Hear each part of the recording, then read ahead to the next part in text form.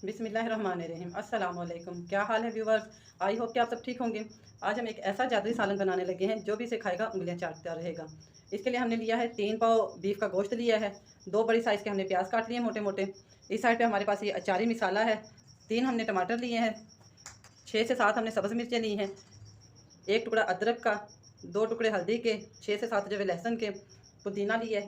तो अब हम अपना जादुई सालन बनाना शुरू करते हैं। खुले मुंह की एक कढ़ाई ले लें और उसमें अच्छी तरह धोया हुआ बीफ का गोश्त डाल दें। गोश्त हमने 3 पाव लिए है। आलू गोश्त और भरवी मिर्चों का ये सालन इंतहाई लजीज लगता है। बच्चे बड़े सभी से बहुत पसंद करते हैं।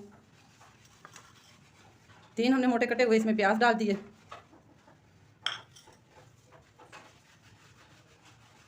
एक मग भर के पानी का डाल दें। फ्लेम को मीडियम से थोड़ा ज़्यादा जला लें, ताकि ऑन कर लें, ताकि पानी को जल्दी बॉयल आ जाए।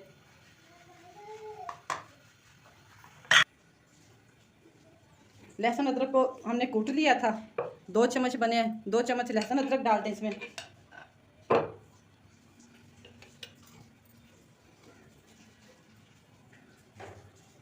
डेढ़ चम्मच कुटी हुई सुरख मिर्च। मिर्च और नमक आप हमेशा अपने टेस्ट के मुताबिक डाला करें। 1 चम्मच नमक। 1 भर के चम्मच खुश्क धनिया का। बीफ का गोश्त आलू और अचारी मिर्ची के साथ ये बहुत लजीज बनता है। आप भी इसे घर पे ज़रूर ट्राई कीजिएगा।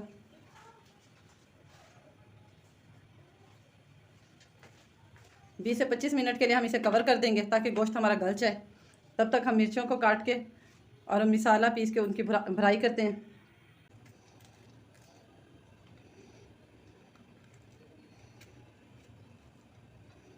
सारी मिर्चों में हमारी स्पेस बन गई है।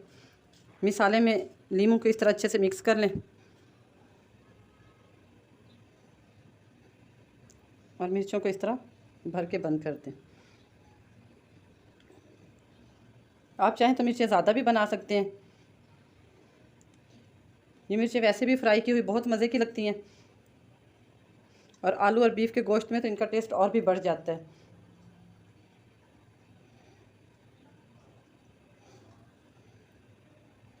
अगर आपके पास ये मिसाला बच जाए तो इसको आपने वेस्ट नहीं करना, बल्कि किसी डब्बी में डाल के स्टोर कर लें। तो और इस तरह की मिर्चें किसी और टाइम पे भर के पराठे के साथ खाएं तो वो भी बहुत लजीज लगती हैं। सुबह नाश्ते में भरी हुई मिर्चें हो, पराठा हो और चाय हो तो नाश्ते का मज़ा दुबाला हो जाता है। इसको अब हम घी में फ्राई कर लेंगे। एक पैन ले लें। पैन में हमने घी डाल दिया है और उसे मीडियम फ्लेम पे गर्म कर लिया है। अब हम उसमें ये मिर्चें इसी तरह आराम से रखेंगे। इनका मुंह ऊपर रखना है ताकि इनका मिसाला ना निकल जाए।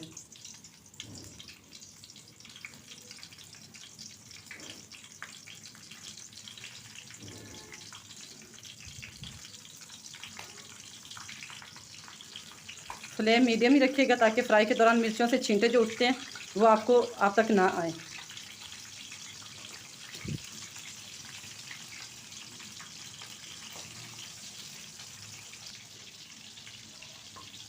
मिर्चों को आराम से पलट दें ताकि इनकी दूसरी साइड भी पक जाए।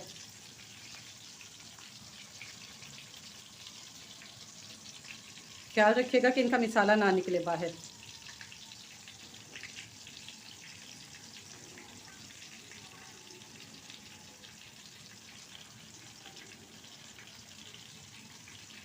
ऐसे आराम से तमाम मिर्चों को फ्राई कर लें। फ्लेम बंद करते हैं और इन्हें निकाल लें।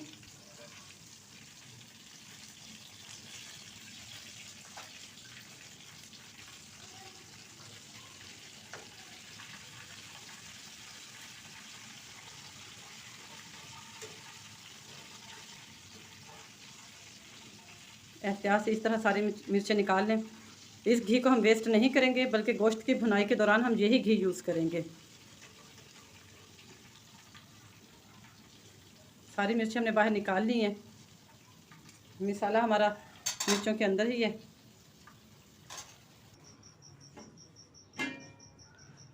गोश्त हमारा गल गया, तो इसमें हम वो जिस घी में हमने मिर्चें फ्राई की थी वही घी हम इसमें डालेंगे।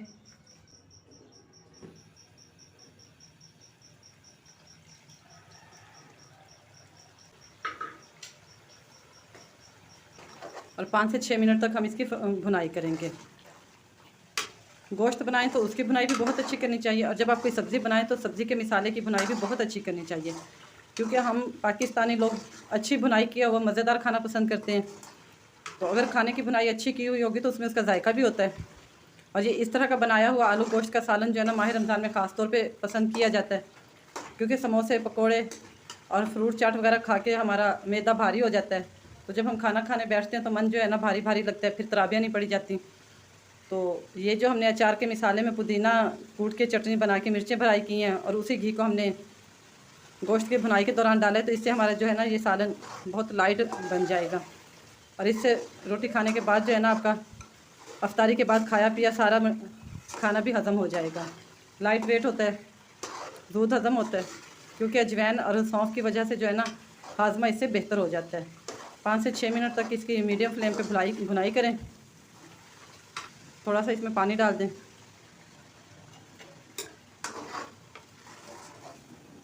भुनाई के दौरान चम्मच हिलाती रहा करें, ताकि मिसाला जो है ना पतीली में इर्द गिर्द लग के जले ना।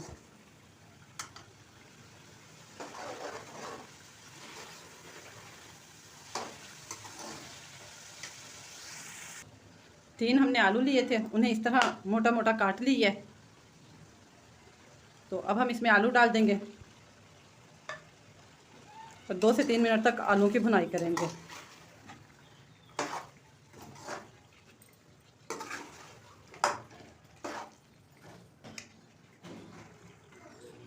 आलू गोश्त हमारा अच्छे से फ्राई हो गया है।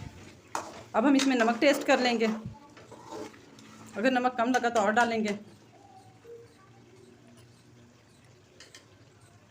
नमक हमारा बिल्कुल ठीक है, 1 मग से कम, थोड़ा सा कम हम इसमें पानी डालेंगे। शोरबा आप उतना बनाएं जितना आप लोग पसंद करते हैं। हमने ½ लीटर से थोड़ा ज़्यादा पानी डाला है, ताकि आलू भी गल जाए और इसमें थोड़ा शोरबा भी बन जाए।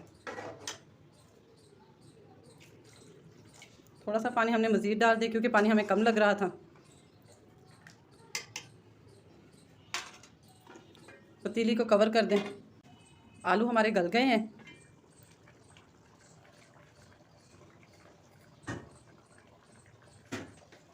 माशाल्लाह से कितना खूबसूरत हमारा सालन बनके तैयार हुआ है। साबित हल्दी को पीस के डालने से जो अदरक की तरह के होते हैं, उससे सालन का कलर वैसे ही बहुत खूबसूरत आता है। और इसमें हमने अचार मसाला डाला था, तो उससे सालन का कलर मज़ीद खूबसूरत हो गया। अब हम इसमें ½ चम्मच घर का पिसा हुआ गरम मसाला डालेंगे।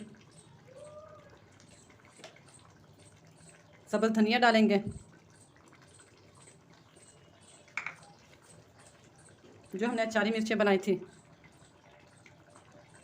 वो डाल देंगे। फ्लेम को ऑफ कर दें।